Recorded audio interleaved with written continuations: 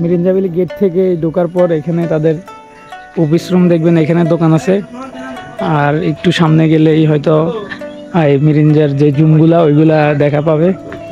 তোদের নিয়ে যাচ্ছে এখন জুমঘরের দিকে। এটা হলো জুমঘরের পথ, এরকম সরু উঁচু নিচু। এই যে মিরিঞ্জা ভ্যালি, আপনাকে স্বাগতম। জুমঘর বুকিং, জনসাধারণের প্রবেশ নিষেধ। ঠিক এদিক দিয়ে যেতে হবে মিরিঞ্জা ভ্যালি, যে জুমঘরগুলো আছে ওইখানেই।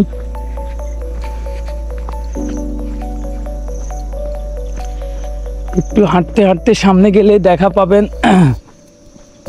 একটি সুন্দর গাছ এবং একটি দোলনা, আপনারা অবশ্যই দেখতে পারতেছেন।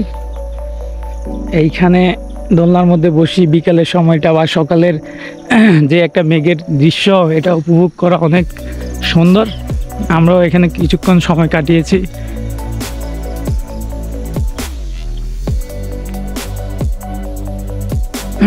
এখানে বসার জায়গা, এখানে আপনারা ফ্রেন্ড সার্কেল আসলে বসতে পারবেন।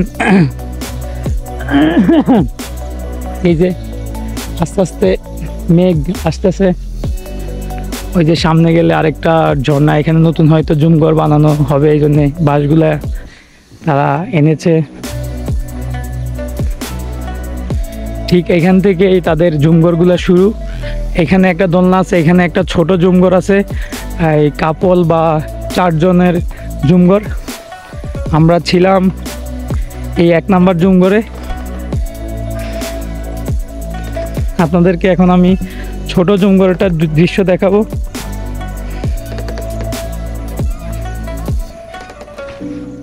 এটা হলো ছোট জুমঘর। এটা হলো ছোট জুমঘরের যে ফ্রন্ট সাইডে মাচাং, এই যে মাচাংটা, এই হলো জুমঘরের স্পেস। এখানে 2 জন বা 3 জন আসলে অনায়াসে থাকা যাবে আর কি। আর এটা 1 নাম্বার, তার নিচে আছে 2 নাম্বার, তার নিচে আরেকটা আছে 3 নাম্বার। এই সাইডে সবগুলো মিরিঞ্জা ভ্যালি অ্যান্ড রিসোর্টের জুমঘর। ঠিক এখানেই বিকেলের সময়টা কাটাতে পারবেন বসে। এই যে পাহাড়ি ভাইদের এখানেই, আমরা এখানে বসে সময় কাটাইছি।